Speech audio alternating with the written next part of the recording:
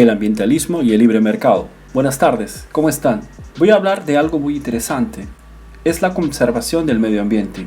Es una agenda importante, pero como tantas otras, es algo que ha sido secuestrado por los que son a favor del Estado. La idea de que el Estado es necesario para preservar el medio ambiente está muy arraigada en la sociedad. Bueno, mi propuesta es precisamente desmitificar esta idea.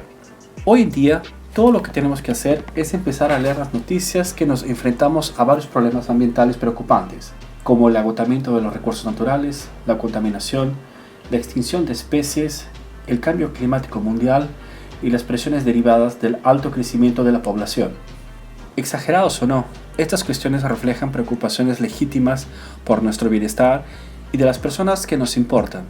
Además, la naturaleza es una fuente de belleza estética e inspiración, tanto espiritual como intelectual. Muchas personas tienen una profunda admiración por el medio ambiente.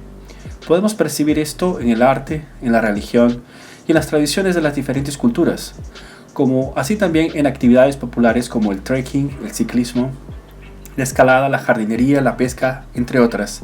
Para muchos, la naturaleza es una fuente incomparable de admiración e inspiración, de paz y de belleza, de plenitud y rejuvenecimiento.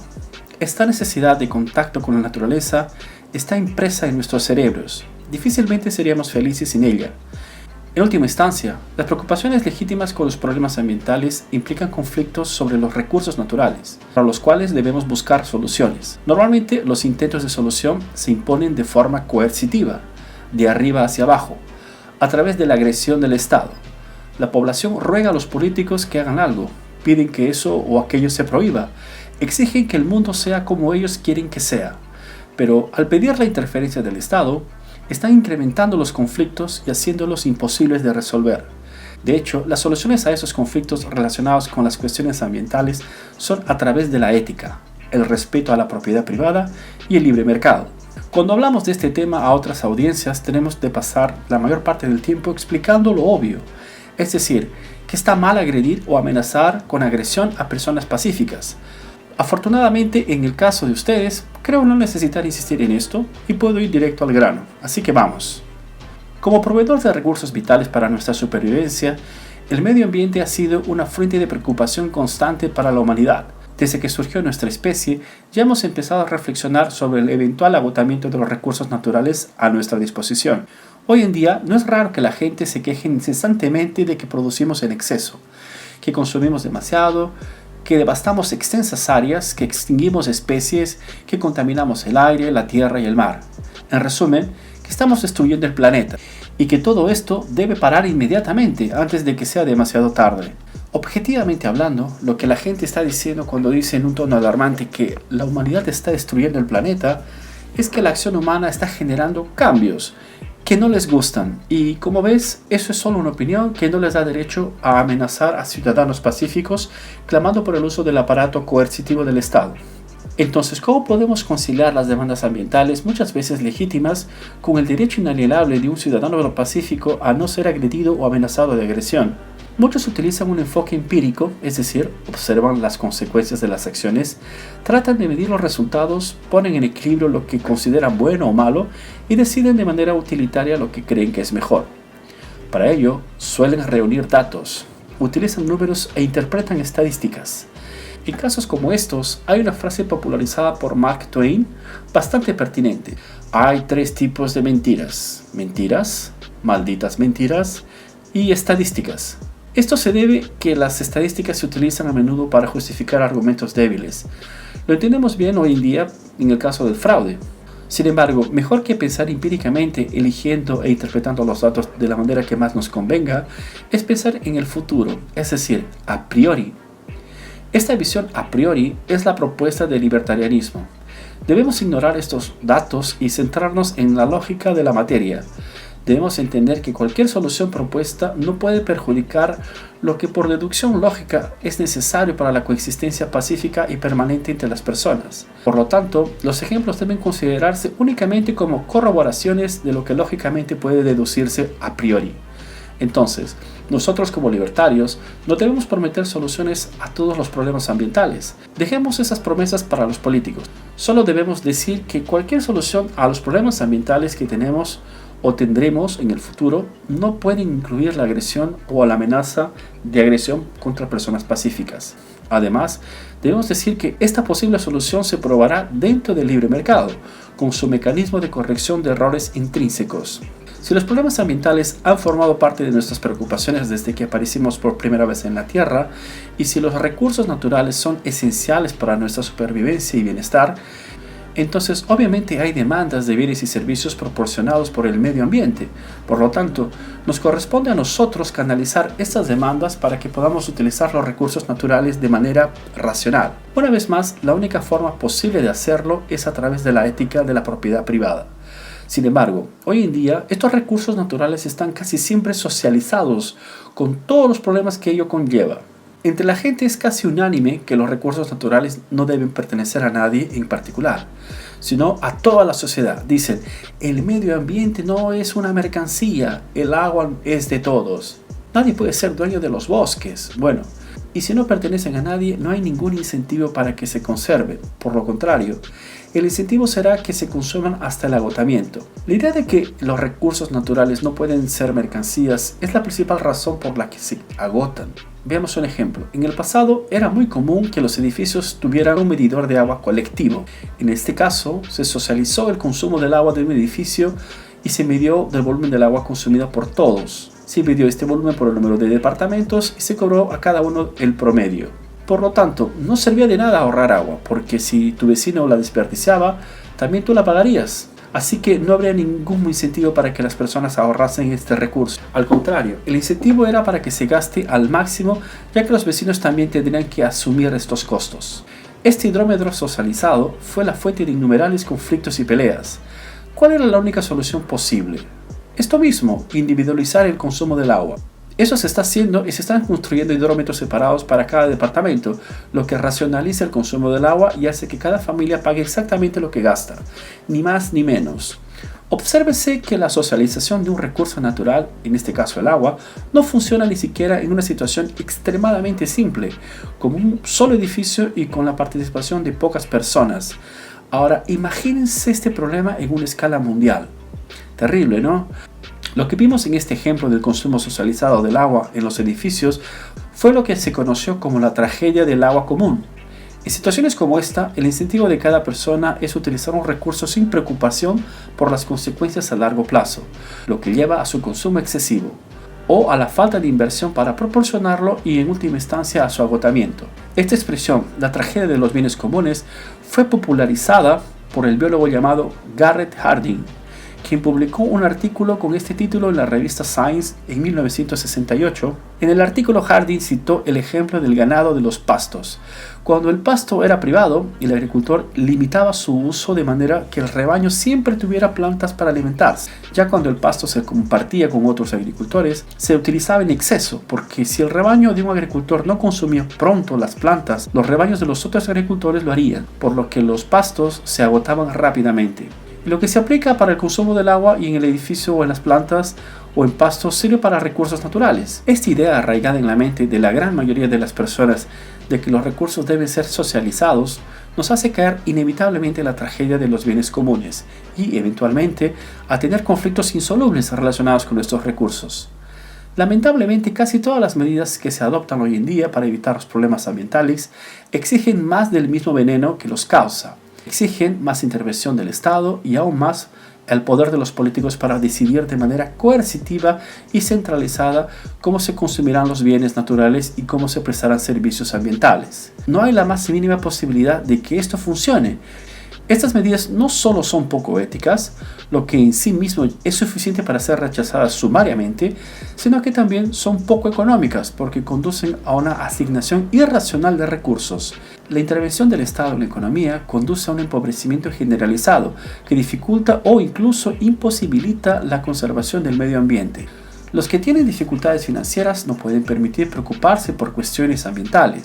Alguien que tiene problemas para poner comida en la mesa de su familia ni siquiera considerará, por ejemplo, pagar el doble por una docena de huevos orgánicos. Recuerden, Nuestras acciones están dirigidas a mejorar nuestro bienestar.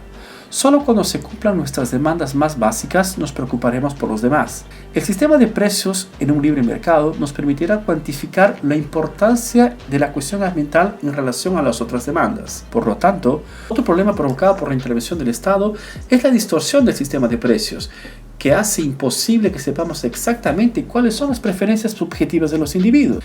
Si no es posible saber cuán importante es la conservación del medio ambiente en relación con el resto, no es posible determinar qué cantidad de nuestros escasos recursos deben asignarse a este fin. Cualquier intento de planear esto centralmente será ineficiente. La intervención del Estado, socializando los costos de sus pseudo soluciones, convierte toda la cuestión ambiental en una tragedia para la gente común, haciendo que incluso aquellos que nunca han dañado el medio ambiente paguen por los problemas causados por otros. Y además de eso, no ven ningún resultado concreto, solo una escenificación de la virtud.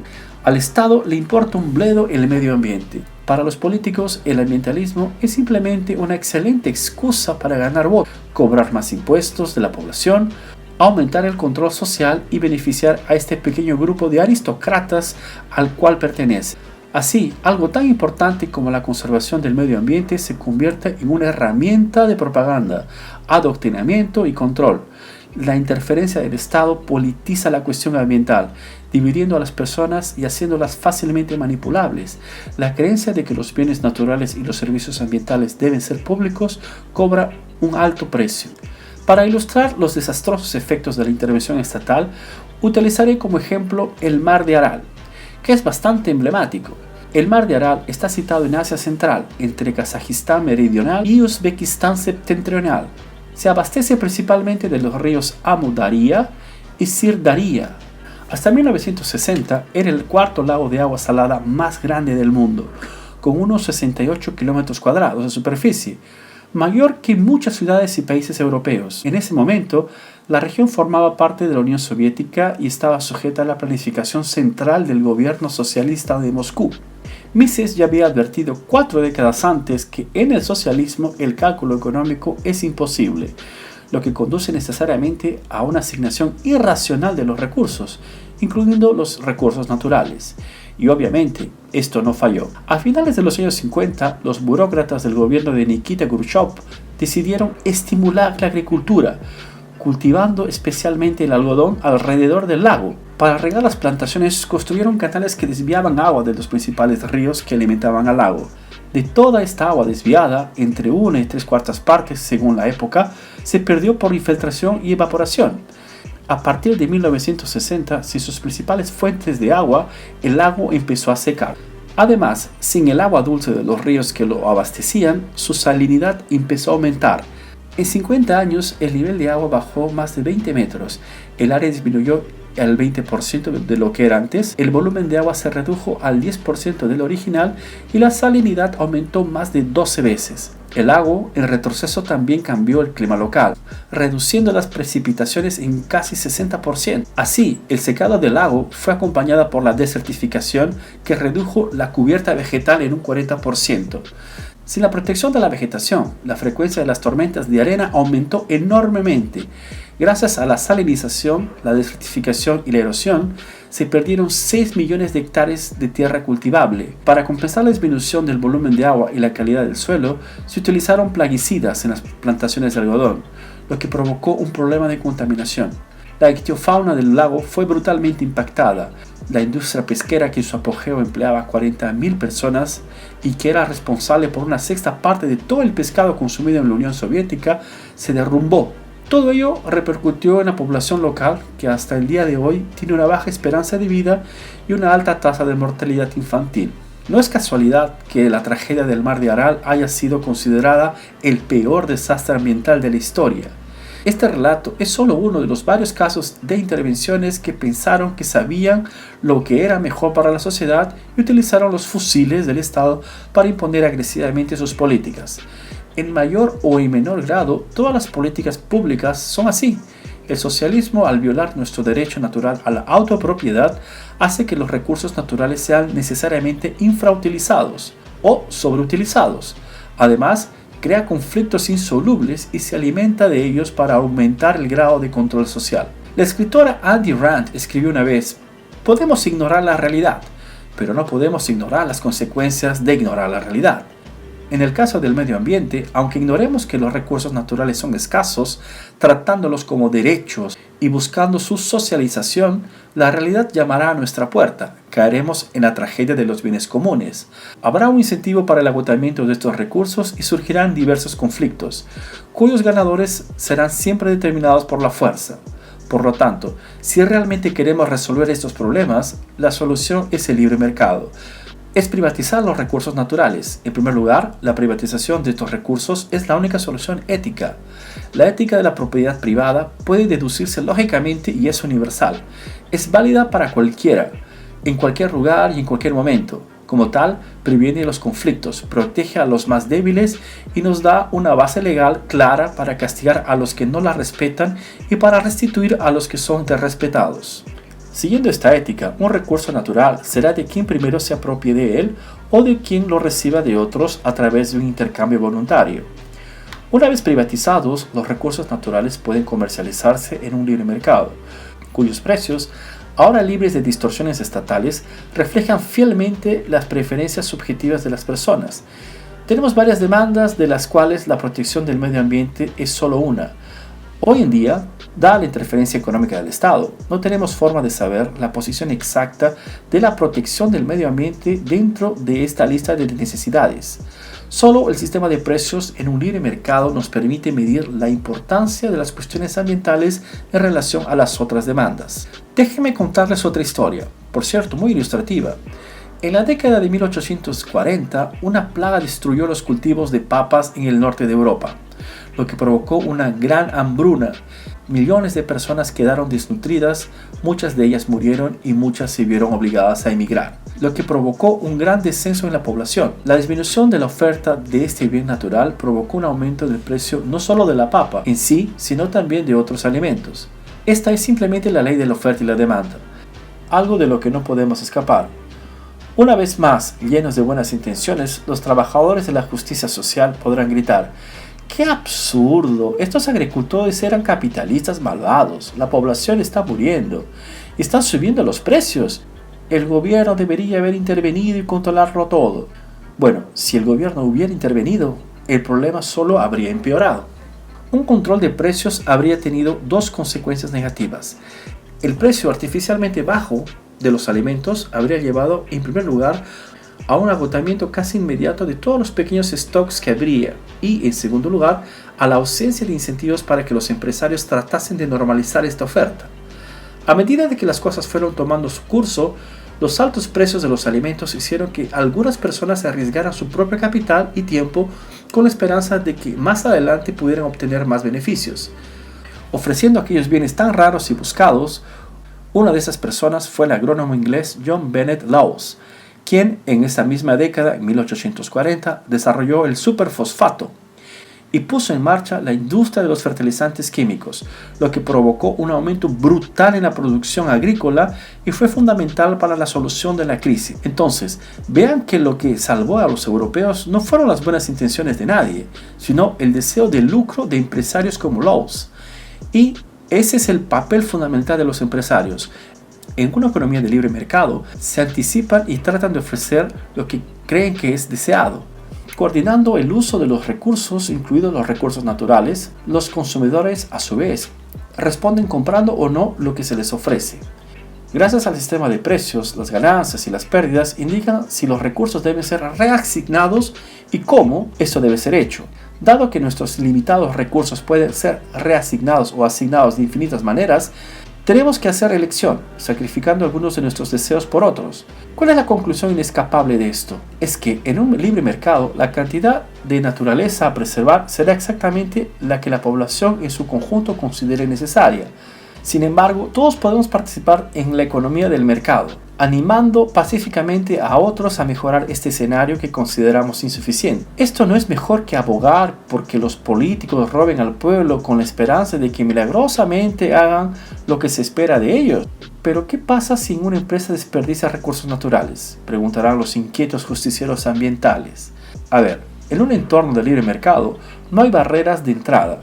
Dado que los recursos son escasos y que los empresarios buscan el beneficio, existe un fuerte incentivo para utilizar el menor número posible de estos recursos. Si una empresa es dirigida de manera irresponsable, gastando más recursos naturales de los que necesita, hay todo un incentivo para que otros tomen su lugar. Es precisamente este mecanismo de competencia de mercado el que hace que los empresarios derrochadores sean eliminados rápidamente. ¿Y qué pasa con la contaminación?, continuarán preguntando incansablemente nuestros amigos justicieros. Estos empresarios insensibles contaminarán todo.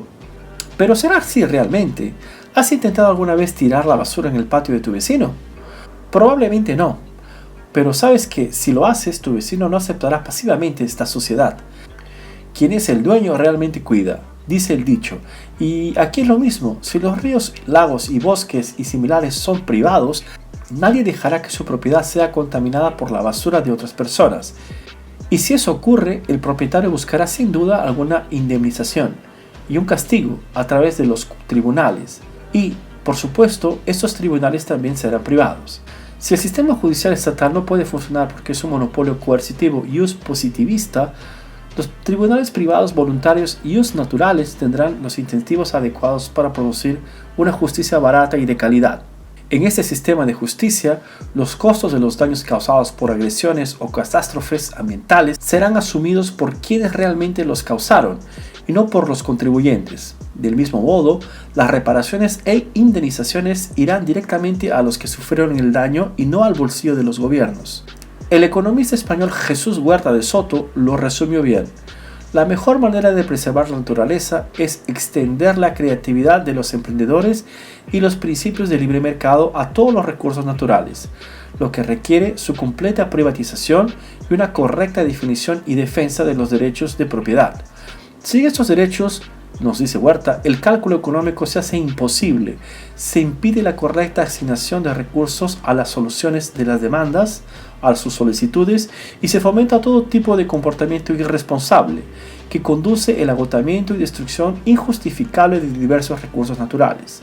En resumen, pensando praxeológicamente, podemos decir que, primero, el suministro de bienes naturales y servicios ambientales es importante para el bienestar humano. Segundo, existen sin embargo otras demandas más importantes para el bienestar como la alimentación, la educación, la salud y la seguridad. Tercero, la importancia que se da al medio ambiente tiende a aumentar a medida que el libre mercado enriquece a las personas y satisface lo que éstas consideran que es prioridad. Cuarto, toda intervención estatal es antiética y antieconómica. Y quinto, toda solución de conflictos relacionados con el medio ambiente requiere el respeto de la propiedad privada. Los recursos naturales deben privatizarse simplemente porque es la única opción ética. De hecho, toda esta conferencia podría resumirse en una sola frase. Solo eso es suficiente. Sin embargo, la única solución ética es también la mejor económicamente, porque crea valor, genera riqueza y nos hace tener la cantidad exacta de naturaleza que la sociedad considera ideal.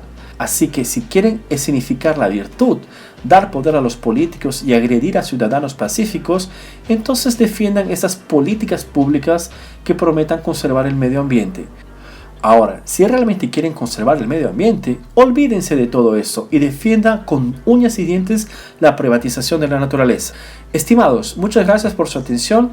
Este texto fue basado en el libro En portugués o Ambientalista Libertario, escrito por el autor Marco Batalla. El libro está disponible gratuitamente en portugués y en formato electrónico en el Instituto Rothbard. Si te interesa, entra ahí y descárgalo.